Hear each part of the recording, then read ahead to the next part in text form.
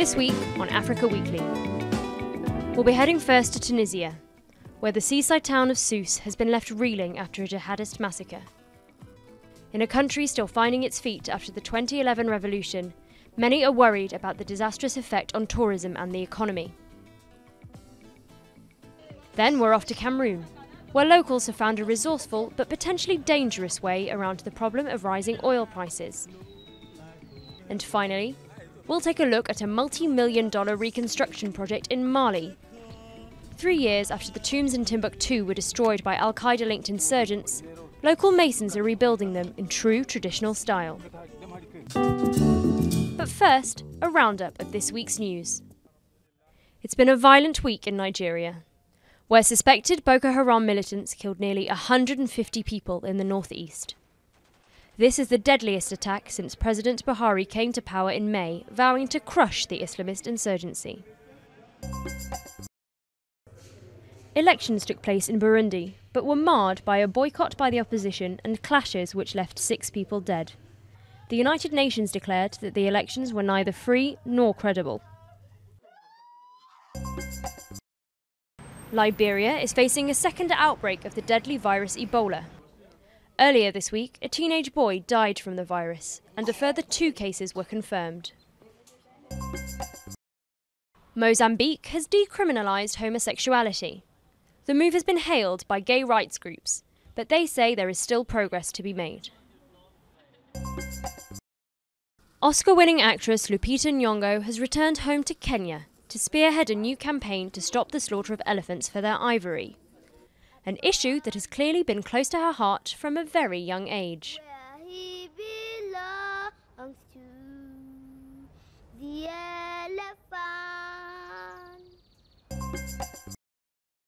And in South Africa, 60 years after first saying I do, Archbishop Desmond Tutu and his wife Leah celebrated their anniversary by renewing their vows.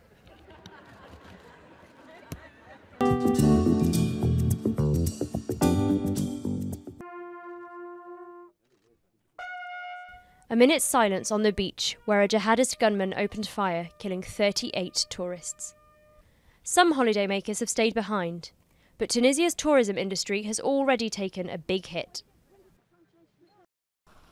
Paying their last respects to the British holidaymakers gunned down at a Tunisian beach resort. 38 people died in the massacre, which was claimed by the jihadist Islamic State group.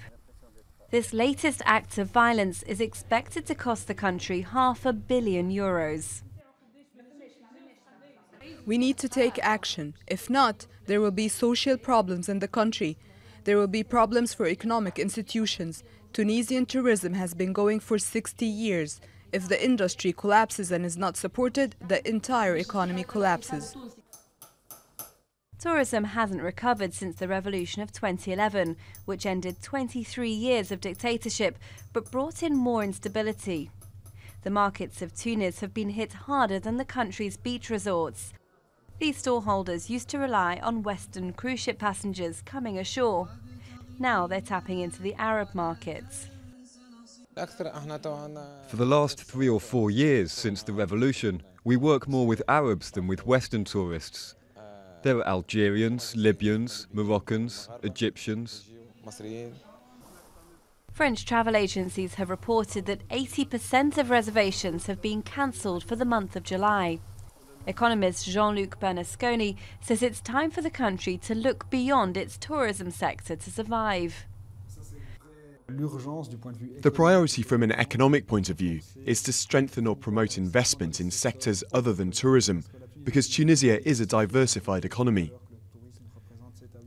Tourism is 7 to 8% of GDP, which means that over 90% of GDP is represented by other sectors. And there are sectors which are perhaps more immune to security issues.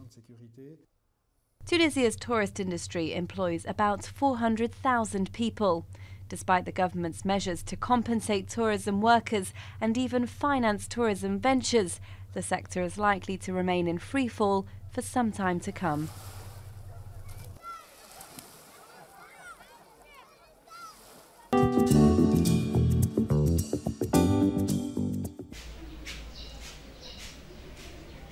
No need for kerosene. Alvin is using plastic waste to light her wooden fire. In Cameroon, the waste is called alumé and comes straight from local shoe factories.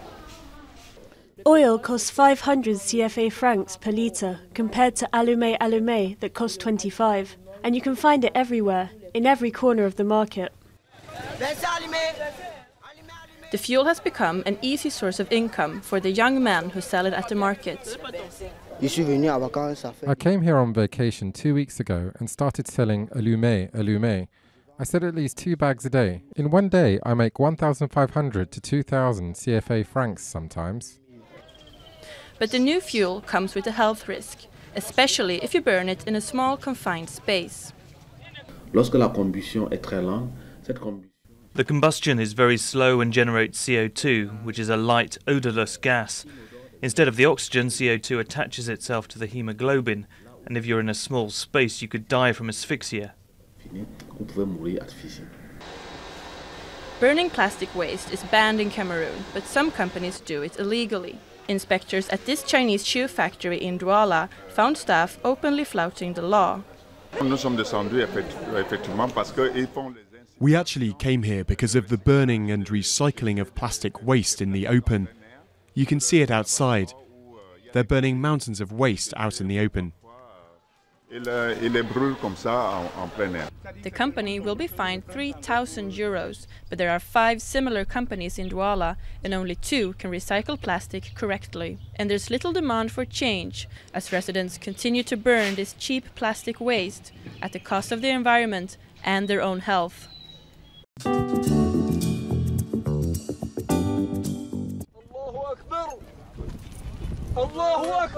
This was the scene in Timbuktu as jihadists wrecked historic shrines in Mali 3 years ago.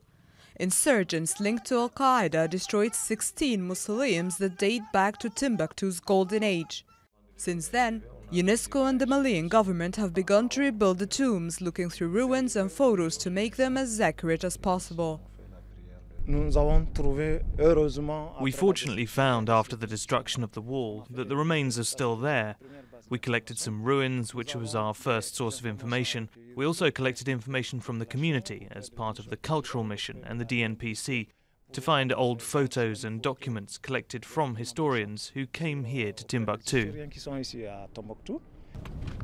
The restoration will take 4 years and cost an estimated €10 million, funded in part by the World Bank and the European Union. But despite its global appeal, the masons and their techniques remain local.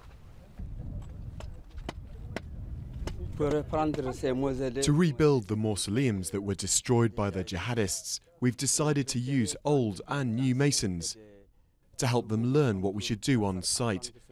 Half are apprentices and half are experienced masons, so that they learn what we have learned from our parents.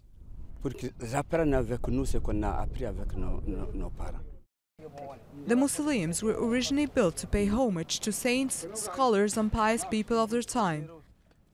For the people of Timbuktu, the destruction was an assault on Malian history and culture. For someone from Timbuktu, the mausoleums are the ramparts. Psychologically, they are what protect the city. Clearly there's a knowledge, a style of construction, the genius of the mason. But besides this, there's also the man that we call the saint who is lying there. This means that for us, this saint played a major role in the historical development of Timbuktu. As the masons rebuild these shrines destroyed by jihadists, there's also hope they'll bring Timbuktu's history back to life.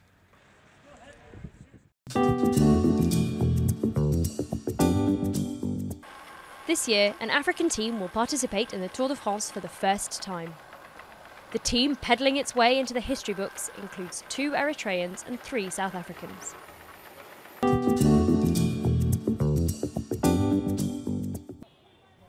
Next week, we'll be in Somalia, where the arrival of MasterCard is helping to keep many families and businesses afloat. And we'll be creeping through the bushes of South Africa to hear from professional hunters who believe in conservation at the barrel of a gun. See you next week.